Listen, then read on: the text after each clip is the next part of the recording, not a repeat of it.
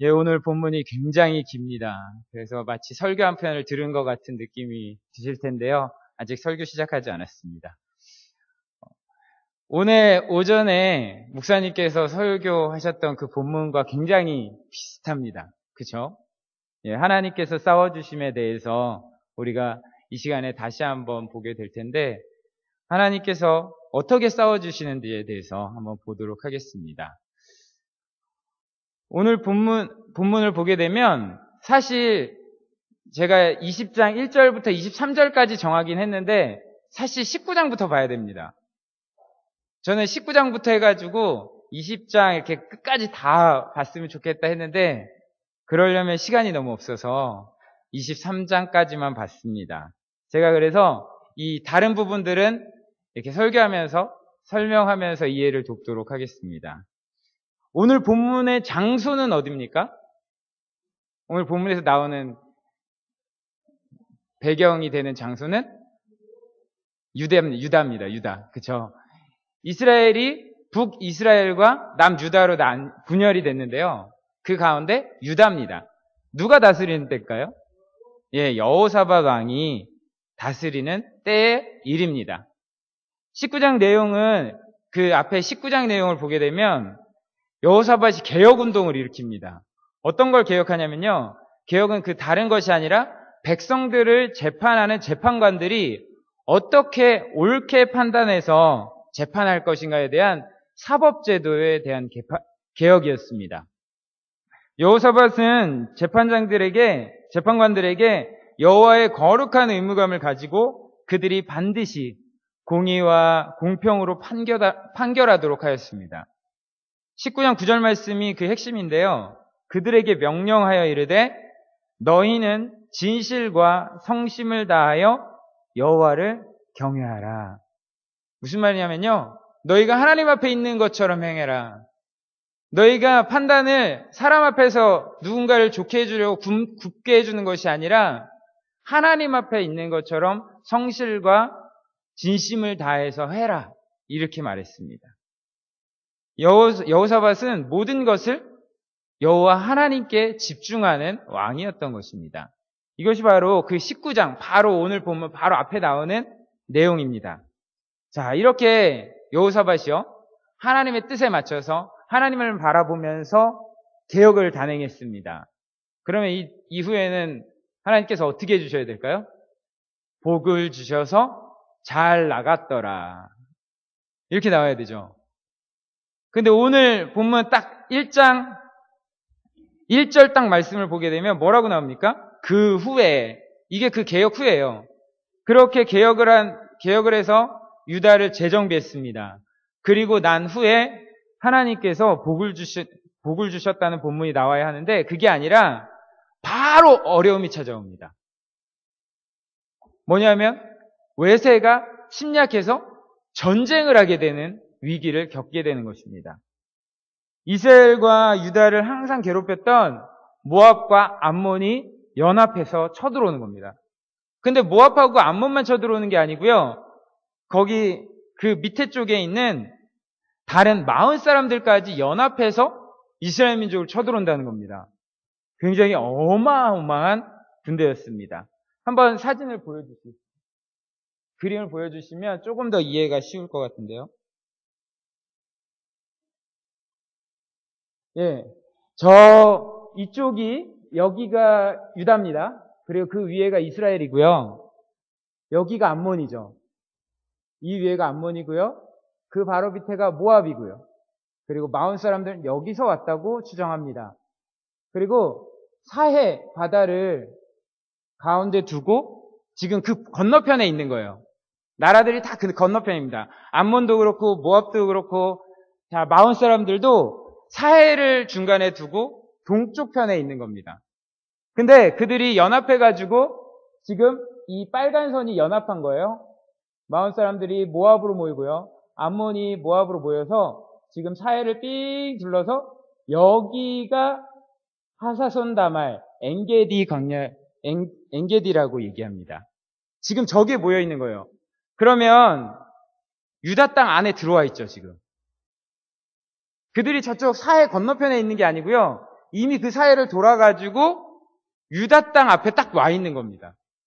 그 큰 무리들이요. 자, 그 소식을 이제 여호사밧이 듣게 됩니다. 여호사밧이 그 소식을 듣습니다. 여호사밧이 어땠을까요? 이놈들 우리 땅 중간에 딱 들어왔어? 어디 보자 그러면서 싸우러 나갔나요? 몹시 두려웠습니다. 3절 말씀을 보게 되면 3절 처음에 나오는 말이 바로 두려워하여입니다. 다른 게 아니고요. 두려워했다라고 나옵니다. 여호사밧에게 이 문제가 딱 닥쳤을 때 여호사밧은 두려워했습니다. 아무리 용기가 있는 사람일지라도요. 두려움이 있습니다. 두려움이 없는 사람은 사람이 아닙니다. 네. 어떤 무서운 일이 닥치면 두려워하는 건 어떤 사람이나 마찬가지입니다. 아무리 용기가 있는 사람일지라도 두려워합니다. 그런데 그 두려움을 어떻게 극복하느냐에 따라서 그 사람이 용기가 있는 사람이고 용기가 없는 겁쟁이가 되는 것입니다. 용기가 있는 사람이라는 것은 위기가 닥치고 어려움이 닥쳤을 때 그것을 이겨내는 사람이 용기가 있는 사람이다. 이렇게 얘기하는 것입니다. 여호사밧은 두려워했습니다. 그 두려움을 어떻게 극복했을까요?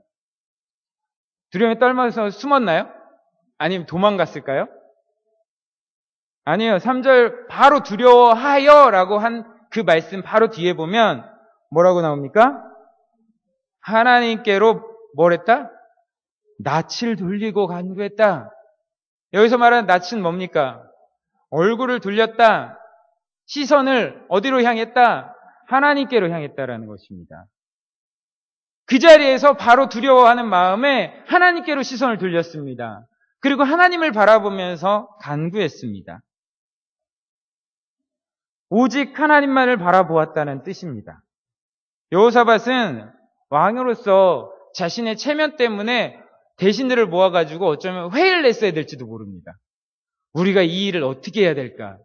군대를 어떻게 모을까? 우리가 어떻게 군대를 수집해가지고 이 전쟁에 이길 수 있을까? 작전 회의를 했어야 될 것입니다. 만약에 여호사밧이 왕이 아니었다면 괜찮겠죠.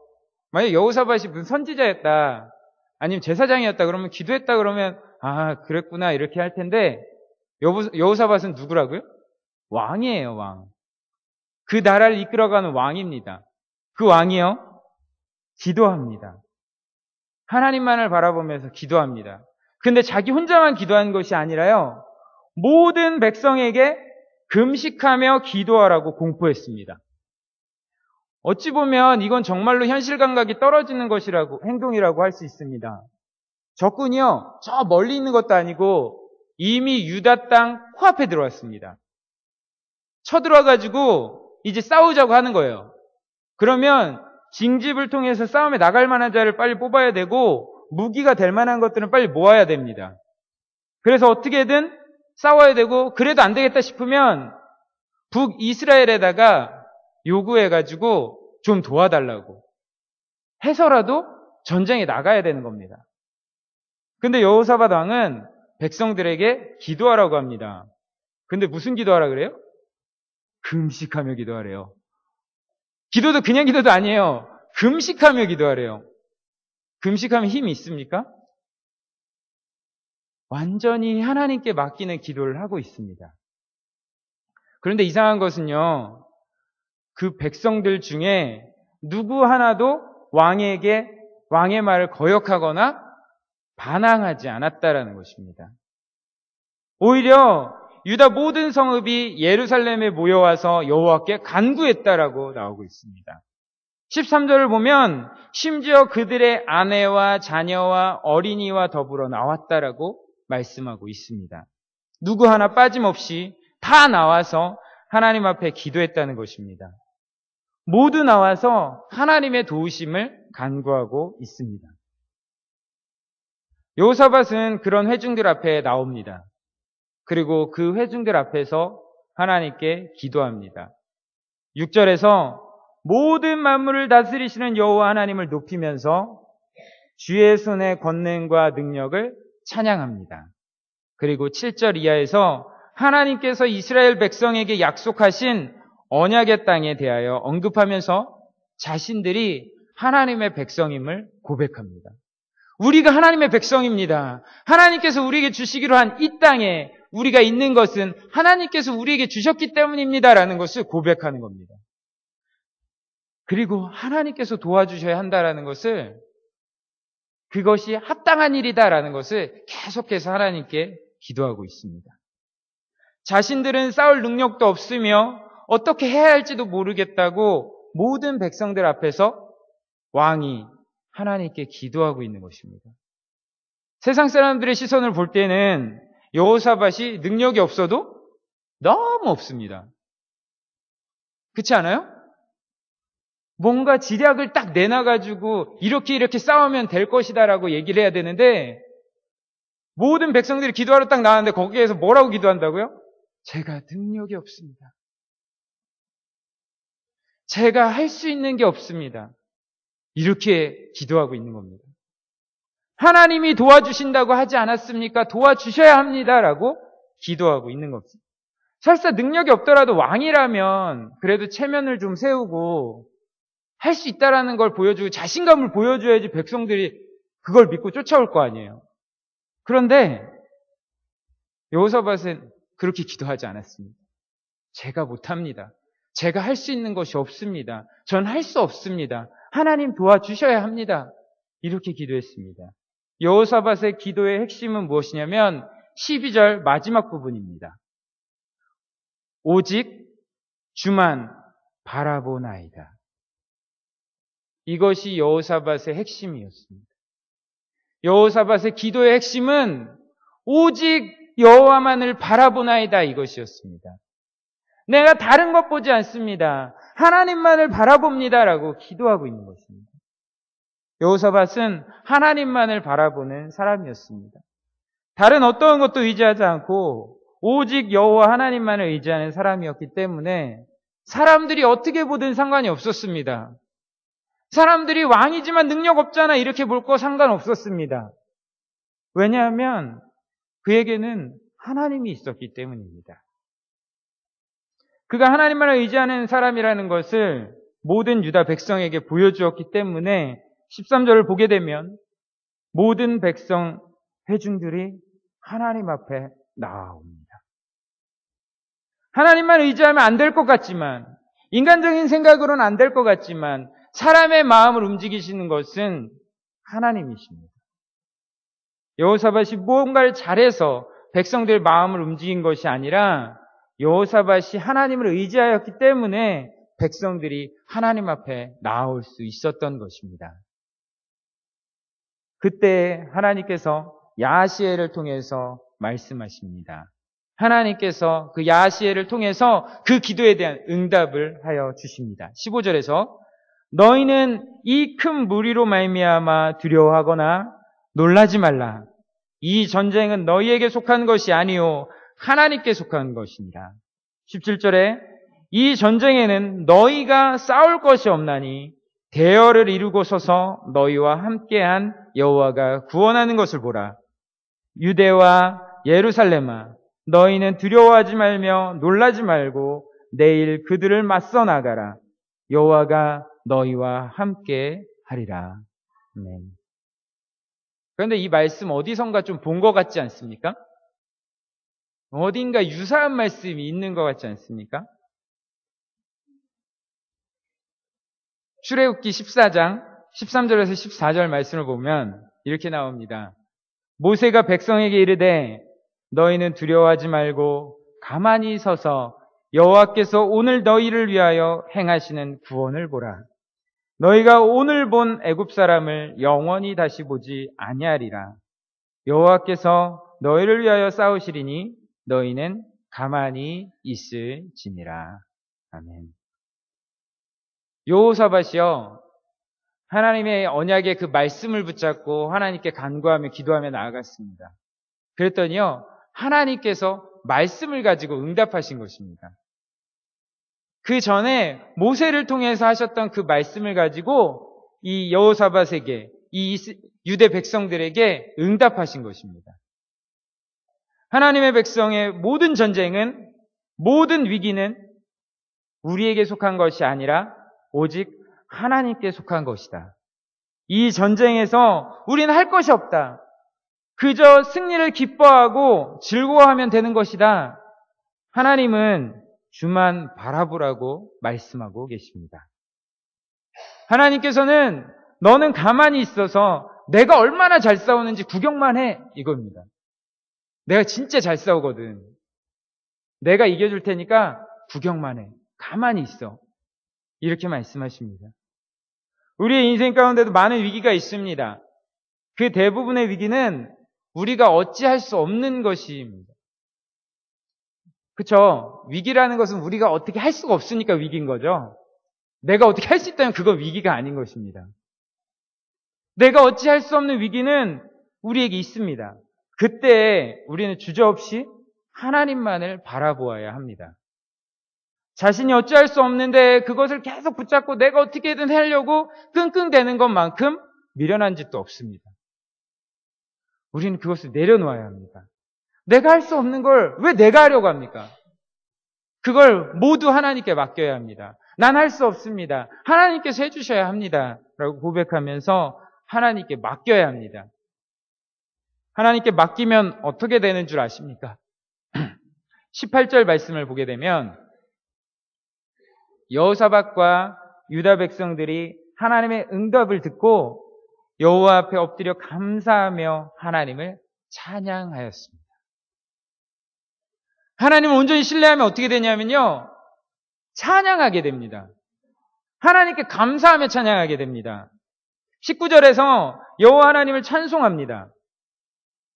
이것이 하나님께 모든 것을 맡기고 믿는 사람의 행동입니다.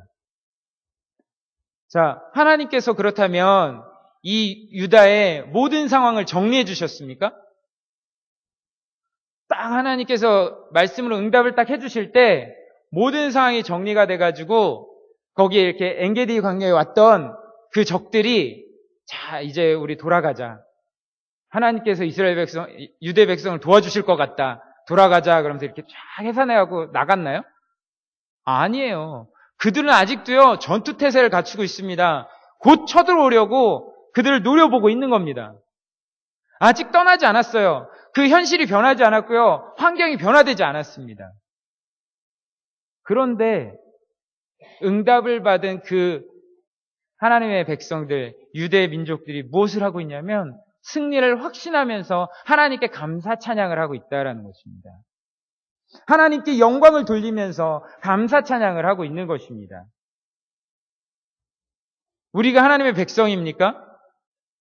그것을 믿습니까? 하나님만이 나의 도움이라는 것을 신뢰하고 있습니까? 그렇다면 우리는 우리의 삶에서 감사 찬송이 넘쳐나야 합니다. 아직도 내 삶에서 위기를 느끼면서 감사 찬송이 나오지 않는다면 하나님을 믿고 있는 것이 아닙니다. 하나님을 진정으로 신뢰하는 사람은 그 입에서 감사와 찬송이 끊이지 않는 것입니다. 여호사밧은 하나님을 찬양하며 전쟁을 준비합니다.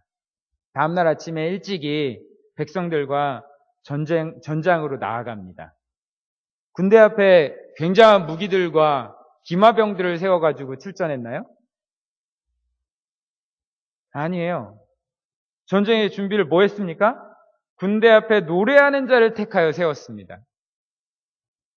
이게 무슨 전쟁 준비입니까? 전쟁을 하려면 적어도 최신식 무기라든지 아니면 기마병이라도 세워서 빠르게 나아갈 수 있는 자들을 딱 세워놓고 뭔가를 이뤄야 되는데 군대 앞에다가 뭘 세웠다고요? 노래하는 자요. 이 노래하는 자들 무슨 노래하라고요?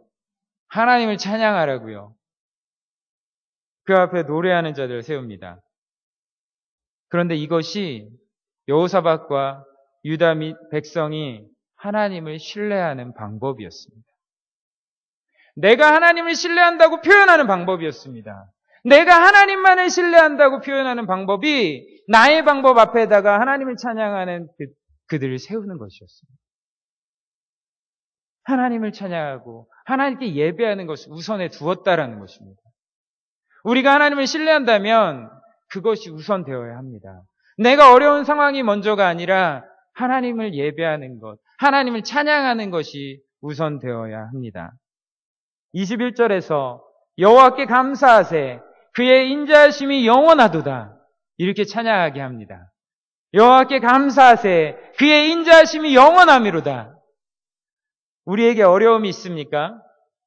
하나님을 온전히 신뢰하며 하나님께 감사 찬양하시기 바랍니다. 우리 다 같이 한번 해보겠습니다. 여호와께 감사하세 그의 인자하심이 영원하미로다.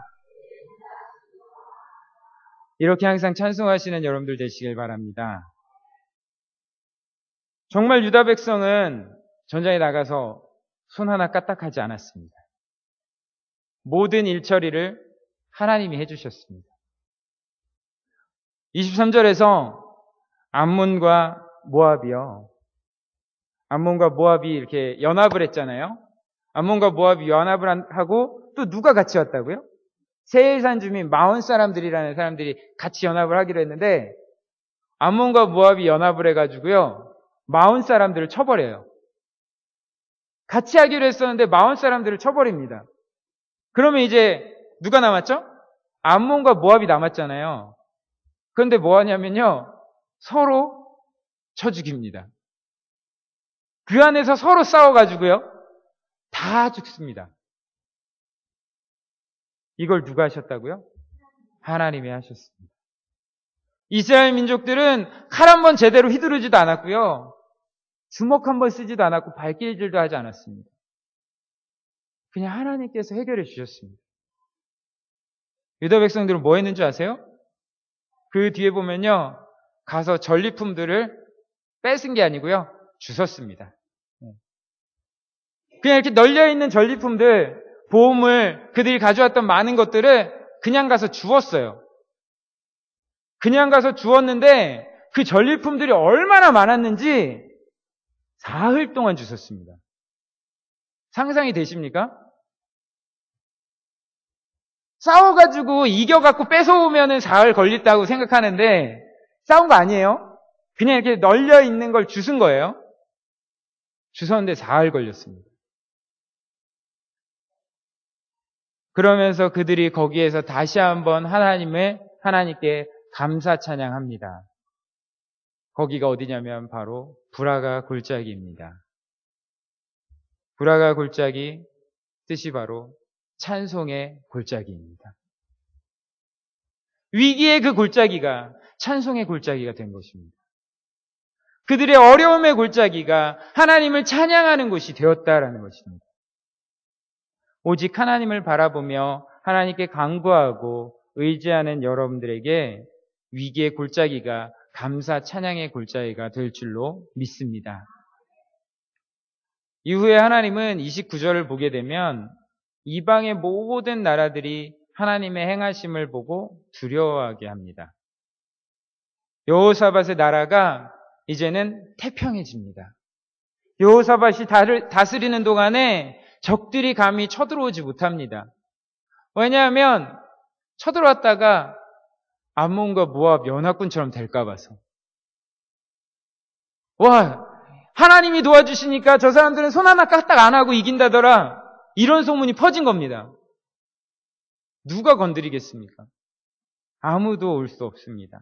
감히 어느 누구도 하나님이 지켜주시는 나라를 넘볼 수 없었다는 말입니다. 이 말씀을, 이 본문을 통해서 우리는 하나님의 일하심을 깨달아야 할 것입니다. 우리는 성경을 볼 때 사람들을 중심으로 보는 경향이 있습니다. 근데 성경은 하나님 중심으로 보아야 합니다.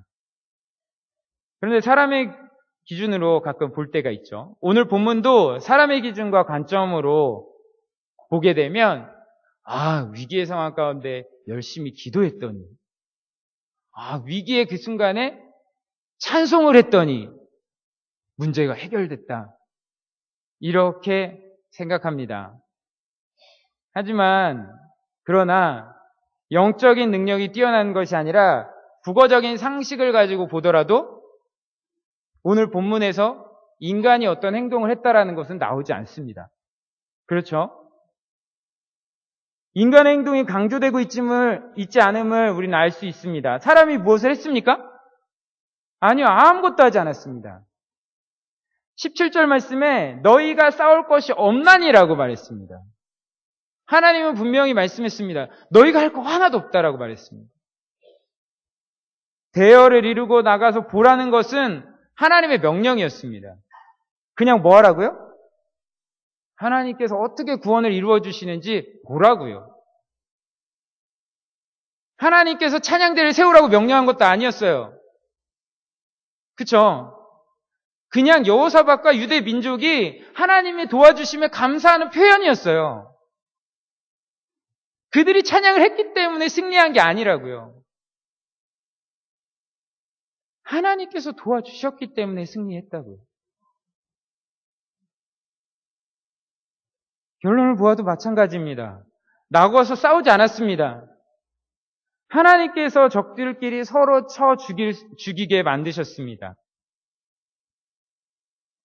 성경의 내용이 그냥 그 시대의 역사극으로, 역사로, 그냥 그 시대에 있는 사실로만 끝났다면 우리가 성경을 보는 것이 의미가 없고 제가 이 앞에 서서 설교하는 것이 아무 의미가 없습니다.